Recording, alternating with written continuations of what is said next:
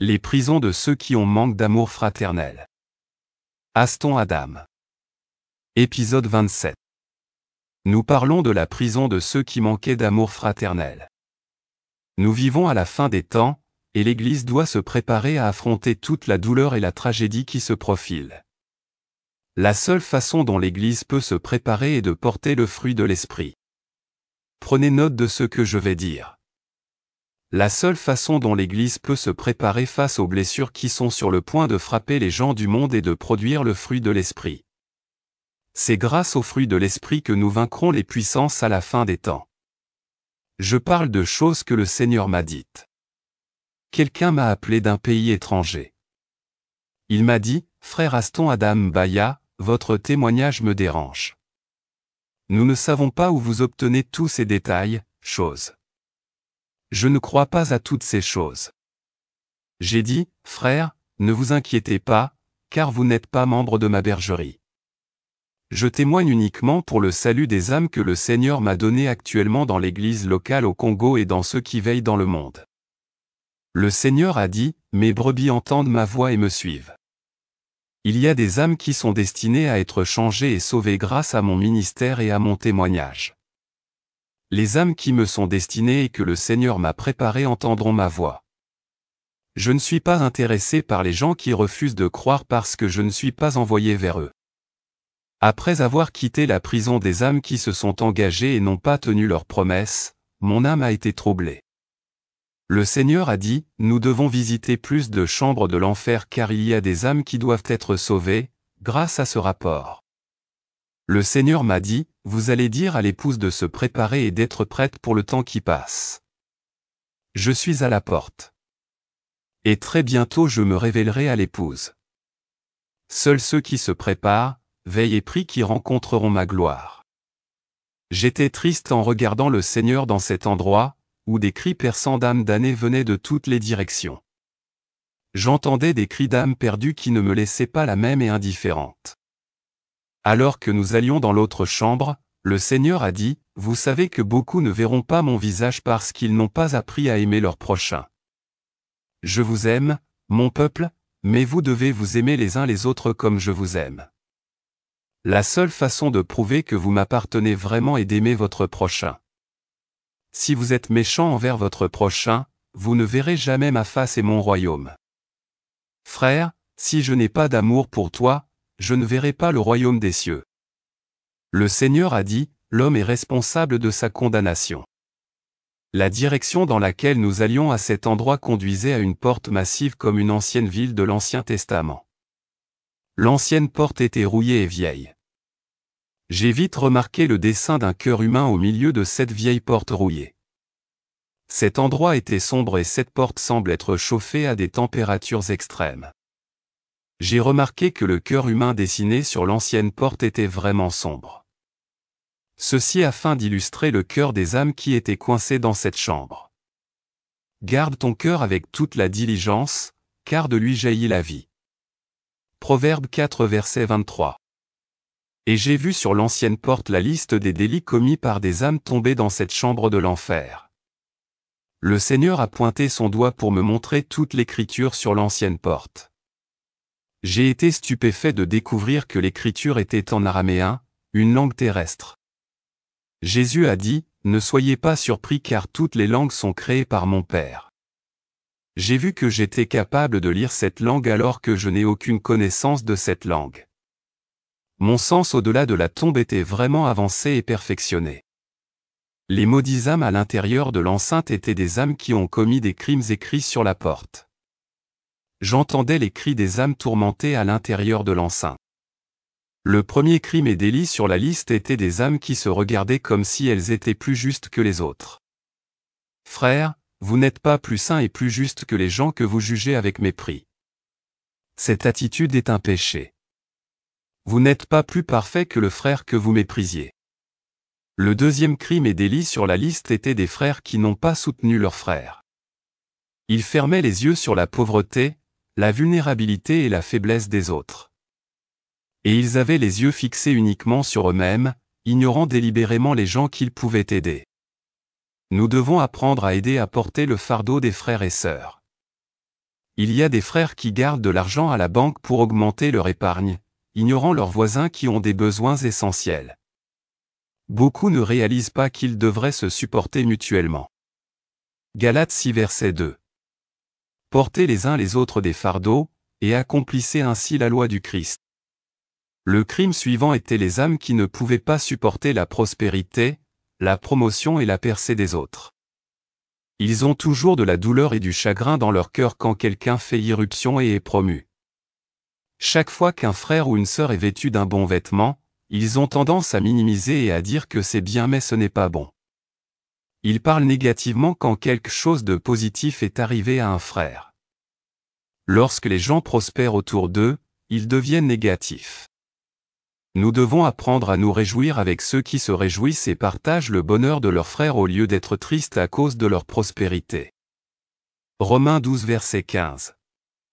Réjouissez-vous avec ceux qui se réjouissent, et pleurez avec ceux qui pleurent.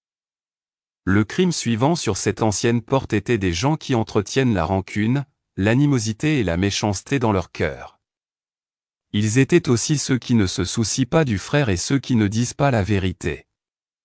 Bien qu'ils aient été témoins du mal avant eux, ils ont omis de parler lorsque le mal prévaut. Lévitique 19 verset 17. Tu ne haïras pas ton frère dans ton cœur.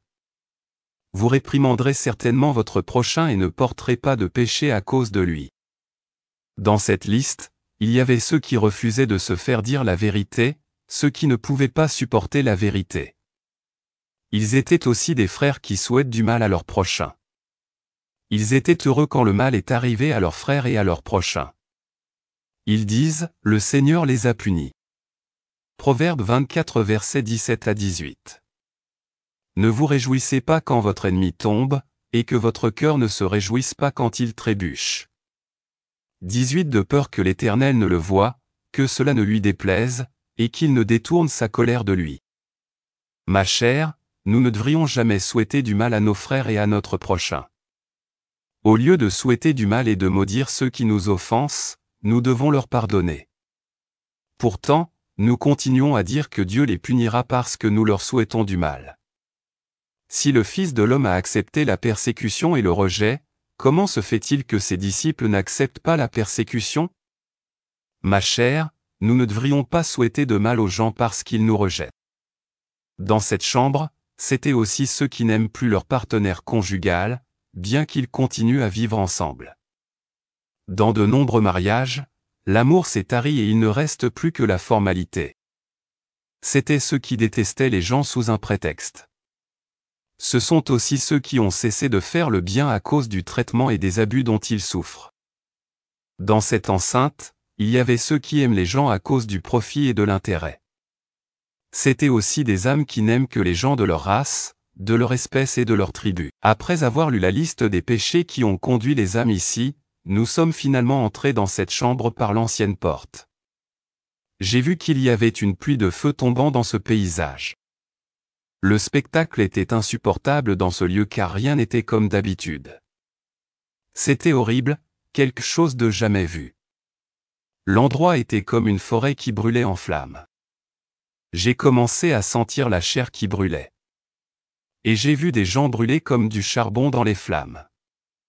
Les démons faisaient la queue avec ces âmes. Puis nous nous sommes déplacés au-dessus des éclaboussures de lave. Finalement, nous nous sommes retrouvés face à face avec une âme qui était dans sa cellule en train de subir des tourments insupportables. Même lorsque le feu de sa cellule montait, il regrettait et se disait, « Pourquoi l'ai-je détesté au point de lui faire du mal ?»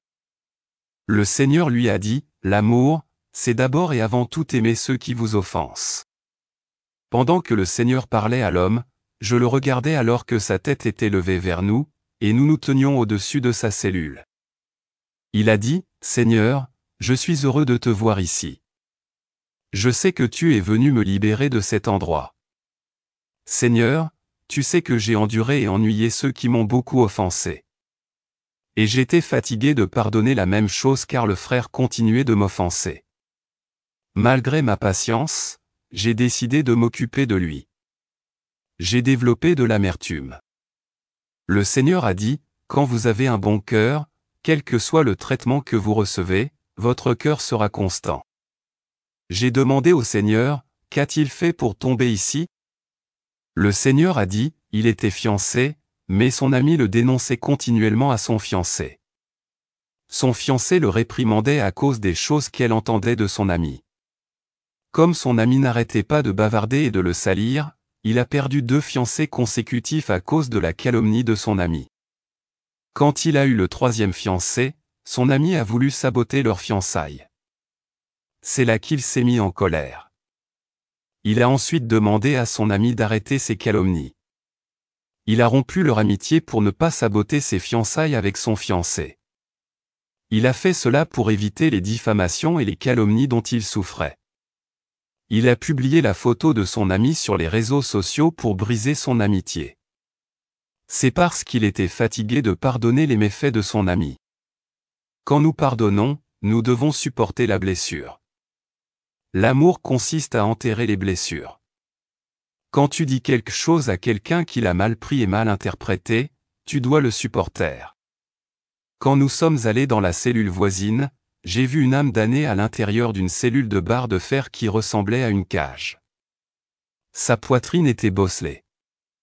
J'ai vu des ombres qui l'entouraient et elles le transperçaient sur la poitrine.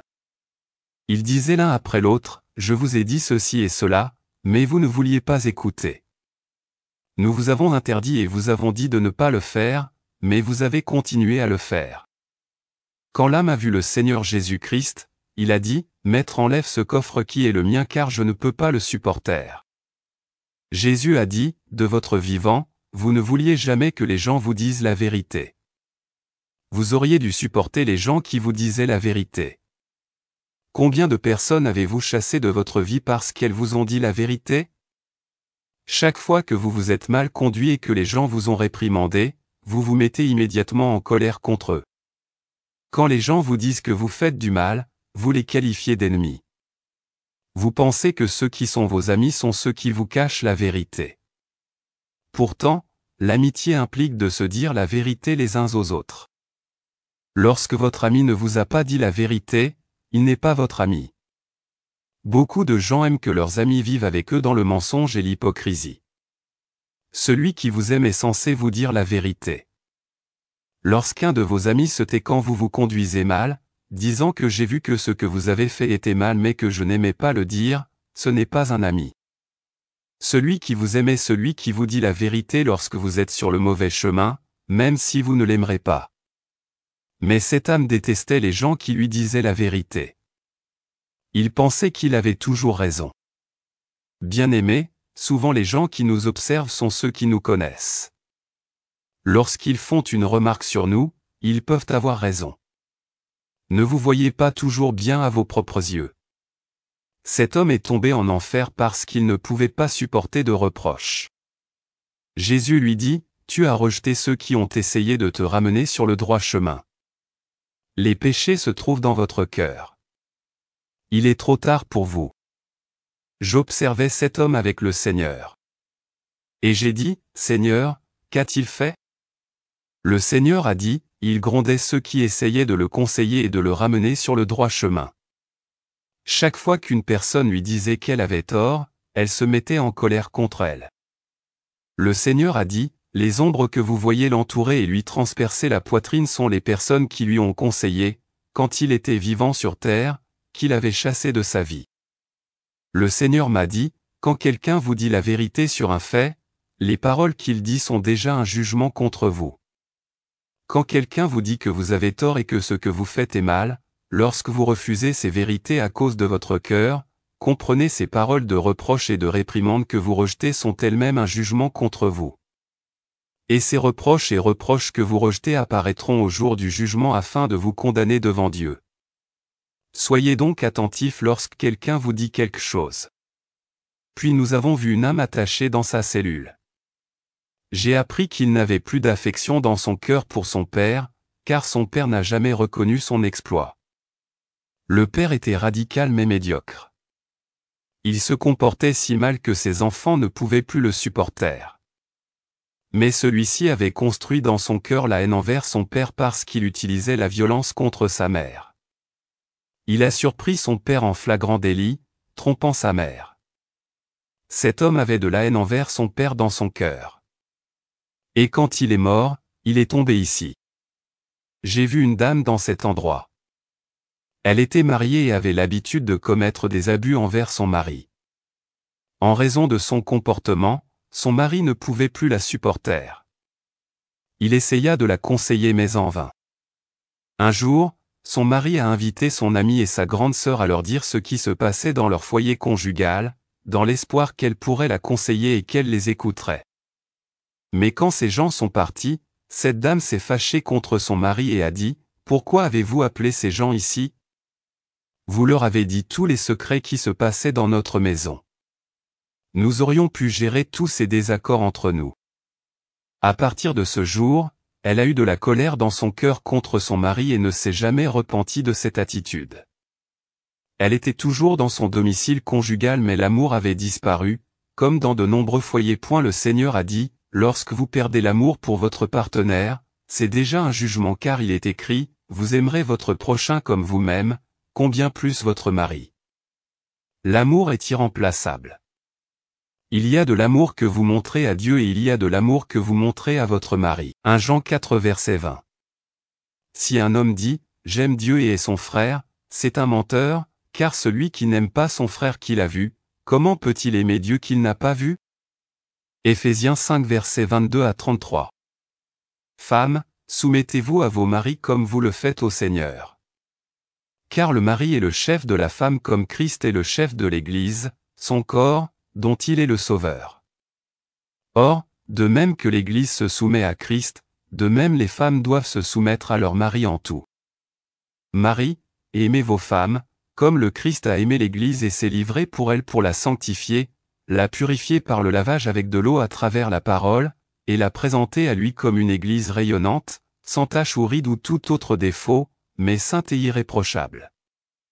De la même manière, les maris doivent aimer leur femme comme leur propre corps. Celui qui aime sa femme s'aime. Après tout, personne n'a jamais haï son propre corps, mais ils se nourrissent et prennent soin de leur corps, tout comme Christ le fait pour l'Église, car nous sommes membres de son corps. Pour cette raison, l'homme quittera son père et sa mère et s'unira à sa femme, et les deux deviendront une seule chair. C'est un mystère profond mais je parle de Christ et de l'Église. 33 Cependant, chacun de vous doit aussi aimer sa femme comme il s'aime lui-même.